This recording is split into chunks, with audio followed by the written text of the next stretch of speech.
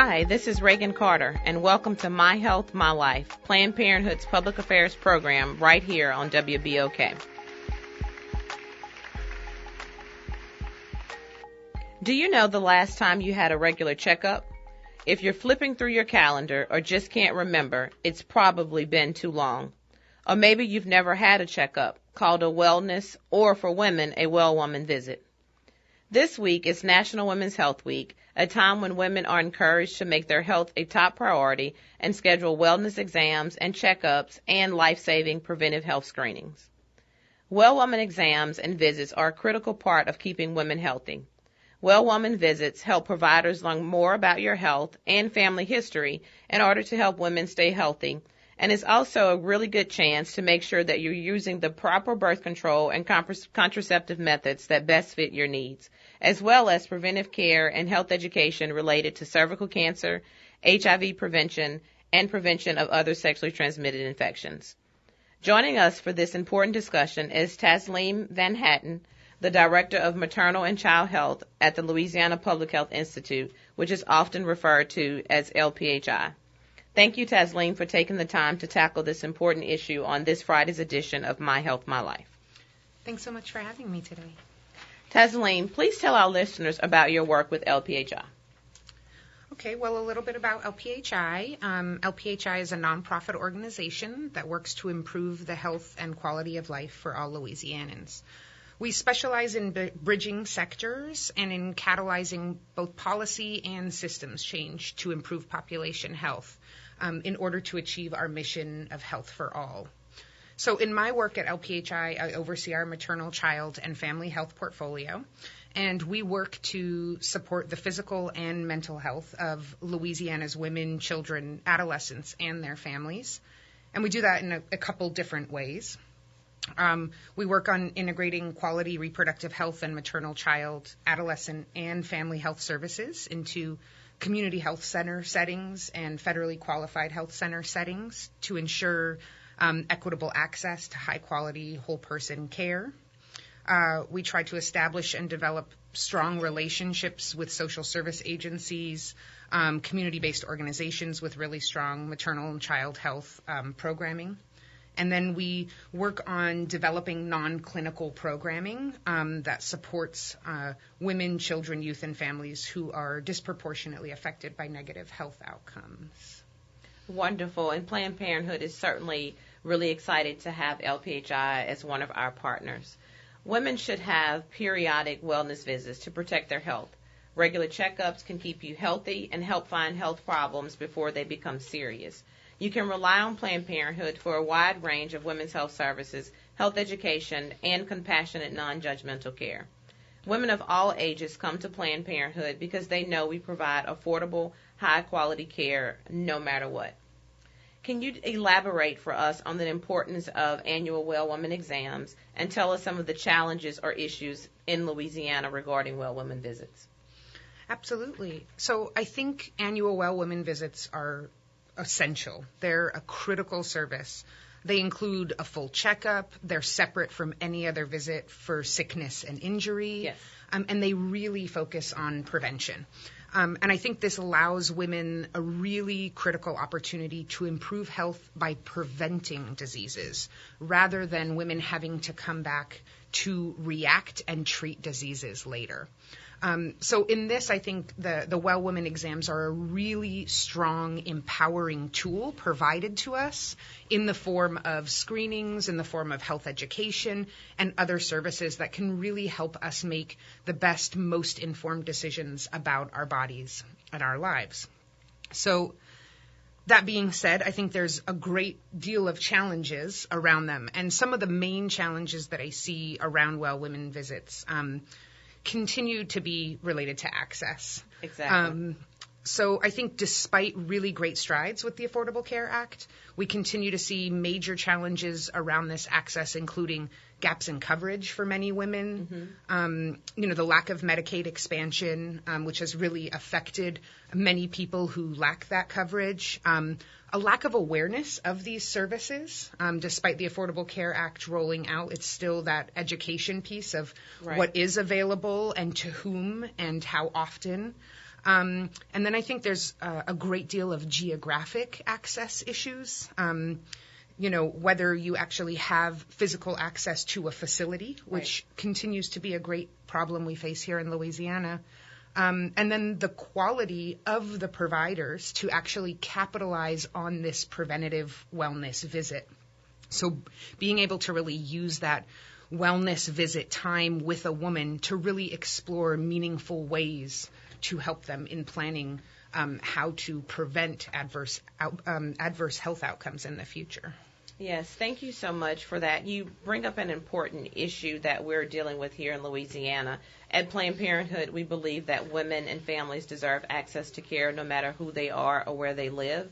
And you're exactly right in bringing up the Medicaid expansion issue. We are finding out that, unfortunately, in Louisiana, oftentimes access to health care depends upon where you live, and that is very unfortunate for women here in this state. Absolutely. So thank you for bringing that. Please join our conversation online. You can follow us on Twitter at PP Louisiana, and don't forget to use the hashtag MyHealthMyLife.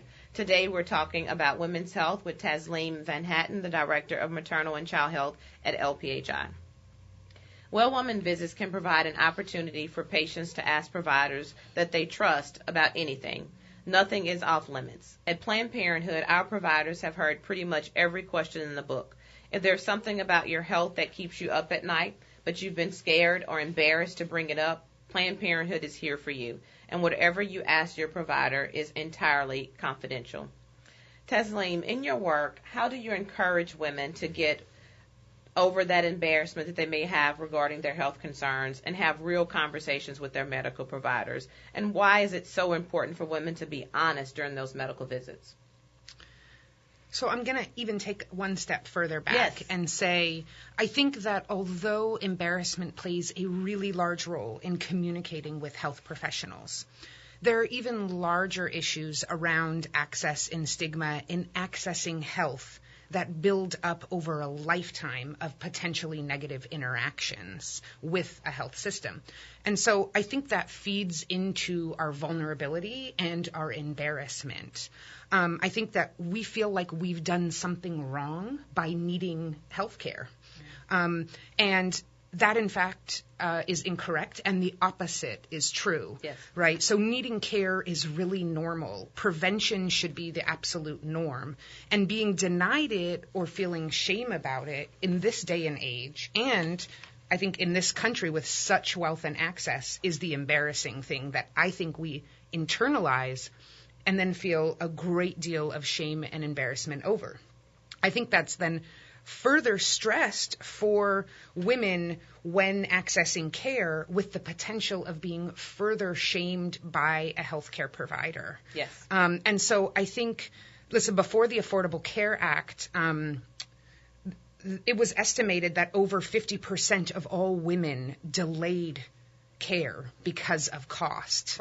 Right. And so you've delayed care, you've let care go untreated, and by the time you're sitting in front of a clinician, what oftentimes is said to you is, why didn't you come sooner? Right. And that alone is embarrassing and makes one feel ashamed about their own health behavior and their health-seeking behavior. But I think if care was easier, if care was the easiest thing in the world to receive from birth on, exactly, you actually would not have the same negative impressions of even beginning to access it. And I think about myself, and listen, when I was a child, I received my dental care an hour away from where I lived. And it was geographically very inaccessible, and it was at a rural community health clinic called Las Clínicas del Norte. And it took me an hour to get there. But what I remember is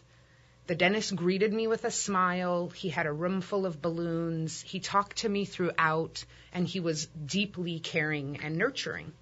I am probably one of the only people I know that doesn't fear or loathe the dentist because of that. Because of that experience.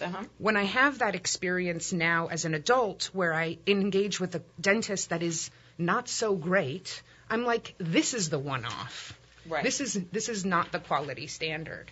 So I think our experiences and how we access care starting really on set the tone as to whether it's negative or positive, and how that embarrassment manifests. Right. No, I think that you're bringing up some really important issues around how people get to that place of not seeking the proper health care, and how it's, health care is one of those things that should be across the lifespan. And unfortunately, one of the things that we hear for a lot of women, they're caretakers of their families. They have jobs, so they're working, and then they have to prioritize things. And oftentimes, as women, we tend to not prioritize ourselves and our health. Absolutely. So can you talk with us about some of the education that you're doing in your work at LPHI to help women to educate ourselves around how taking care of our health is so important, and how that does ultimately impact us at work and ultimately impacts our ability to care for our families? So I can absolutely talk about it a little bit in the work that we're doing with women. But I think another really critical piece that we work on is the work that we do that focuses on providers and building their capacity to really meet women where they are. So, an example of some of the systems work we might do with women that's very specific is our interpregnancy care program. And that's really about connecting women who have been identified as having had an adverse birth outcome to a community health center that has implemented and adapted interpregnancy care evidence-based model in which they are addressing all of the underlying issues that a woman might have, whether it's related to chronic disease management, whether it's related to their reproductive health. So that is one thing. I think much of our work focuses on providers and working with them to find better ways to make women comfortable in accessing health care, and also working with them to help build the skills and the capacity to have meaningful, safe, and honest rapport with their patients. Yes. So an example of this is training clinicians on the way to ask sensitive questions, how to broach topics with cultural competency and sensitivity, how to use strong motivational interviewing skills. It's really hard to ask someone about their sexual behaviors, and it's exceptionally hard to ask someone about whether they're facing domestic violence in their home. These are really hard subjects. These are also particularly hard subjects if you're a clinician who's never really been trained or doesn't specialize in these areas. And so we spend a great deal of our time focusing on how to make clinicians feel comfortable with these questions and with these processes, so that they in turn can actually make women feel safer, feel less embarrassed to discuss these things, and instead feel accepted and nurtured. And so a lot of the things that women come through the doors with, I don't think are the issue. It's many times what they're met with. Right. So like our processes of embarrassment, or these are very normal. It's when someone turns that around and doesn't know how to react to that, or judges it, or makes us feel uncomfortable in divulging that to a health professional. So training those professionals is deeply critical. Yeah, I think you bring up a very important issue, and that training is so important because you're right. A lot of times we go to the doctors as women, men, children, and we want to talk about those issues, and then sometimes we are met with those barriers, and sometimes it's a barrier that could be from the very beginning when you're completing the paperwork at the doctor's office. And so that training is very, very important, and so thank you all so much for addressing that at LPHI. I was fortunate enough earlier this week to moderate a panel, and one of your staff, Danielle, with the interpregnancy program, was on that panel. And one of the questions from the audience was, what exactly is interpregnancy care? And since you brought it up today, I would like to give you the opportunity to tell our listeners who may not be aware of that, what exactly is interpregnancy care and why it is so extremely important. So interpregnancy care really focuses on women's health in between pregnancies. And we know that this is a critical time that affects your future pregnancies. And that is a little bit of what I alluded to, is that we screen women who, have had adverse birth outcomes.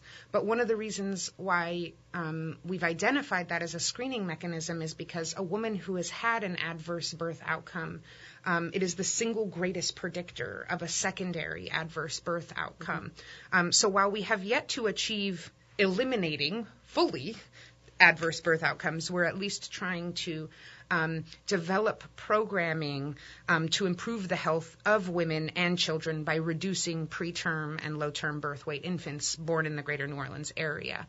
And we're aiming to do it during that critical time in between pregnancies, and in partnership with community health centers. We have 4 community health centers who have been working on this for over 2 years to really integrate best practices so that women, as they're coming in, can be screened and identified and then provided, like I said, with all services that affect their interpregnancy health, everything from dental to substance abuse treatment to proper nutrition, domestic violence screenings, their mental health, and then certainly anything related to chronic disease management. Wonderful. Women's health is so important, and the wellness exams and well women exams are so important. It is a topic that we could probably talk about every week on our show. So we certainly appreciate you being here today. And what final words would you want to leave with our listeners? So I think both nationally and locally, we've siloed conversations about women's health as though they belong only in the arena of reproductive and sexual health services. Like, quote unquote, these are women's issues, right? When in fact, women's health of any kind is simply critical primary care for over 50% of our population. Exactly. And I really hope we can continue to expand our understanding to really integrate that access to any women's health services is simply access to holistic primary care for more than half of our population. Yes, and one of the things that we always talk about was women's health, and you and I talked about it briefly, is that, in Louisiana and most states in this country, women are the heads of households and women are caregivers for their families. And when you have an unhealthy woman who does not have access to physical, mental, behavioral health services, then that impacts the family. So thank you so much for talking with us about those issues. I could probably think of 100 more questions for you, but I do want to give you one more opportunity to talk with us about people who may be interested in learning more about the interpregnancy program and other services for women at LPHI, to talk with us about some of your other programs. Yeah. So to learn more about the Interpregnancy Care Project, as well as other maternal, child, and adolescent health programs that we have at LPHI, you can visit www.lphi.org. Really easy. www.lphi.org.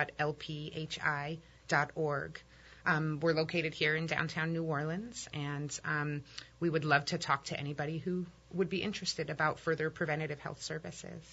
Thank you so much again for being here with us today on My Health, My Life. We really appreciate it.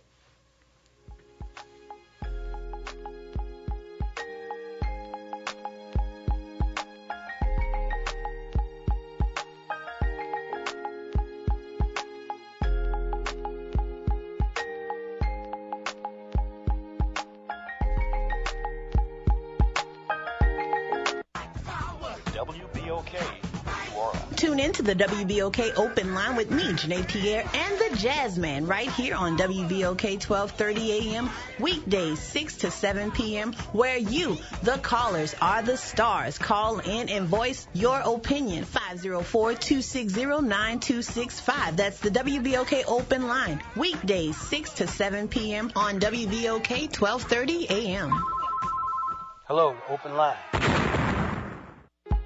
Catch me, Reagan Carter, every Friday right here on WBOK from 3 p.m. to 3:30 p.m. on My Health, My Life, a new public affairs radio show hosted by Planned Parenthood Gulf Coast. My Health, My Life will highlight the healthcare challenges Louisiana faces and invite community partners to come on air to help us discuss solutions for making our state a healthier one. As the Senior Director of External Services for Planned Parenthood, I'm working with community partners and talking to lawmakers and people across Louisiana about how we can improve health care and health education in Louisiana. My Health, My Life will air on Fridays from 3 p.m. to 3:30 p.m. Tune into 12:30 a.m. or listen online at www.wbok1230am.com. For more information, please visit PlannedParenthoodGulfCoast.org/MyHealthMyLife.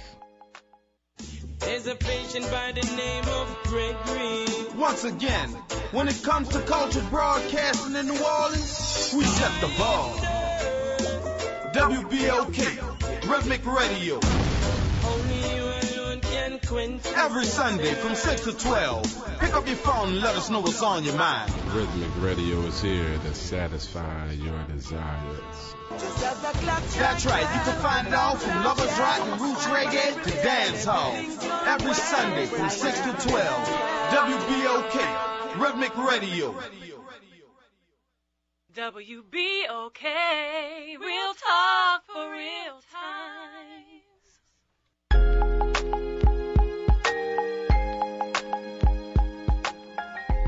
This is Reagan Carter with Planned Parenthood in Louisiana, and you're listening to My Health, My Life. Please join the conversation online. You can follow us on Twitter at PP Louisiana, and don't forget to use the hashtag MyHealthMyLife. The 2015 Louisiana legislative session is currently underway.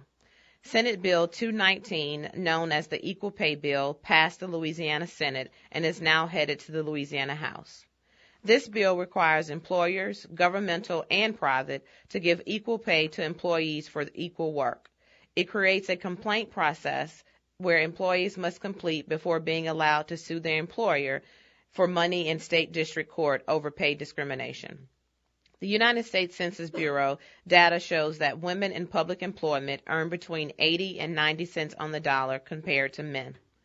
Other data reveal that women make 67 cents on the dollar to men in Morehouse Parish right here in Louisiana, 66 cents on the dollar in Ascension Parish, and 45 cents on the dollar in Assumption Parish. We are really excited that this bill is gaining positive momentum in Baton Rouge at the state capitol. Other news at the Capitol, the Prenatal Non-Discrimination Act, also referred to as House Bill 701, the sex selection abortion ban, passed the Louisiana House and will move to the Louisiana Senate for debate.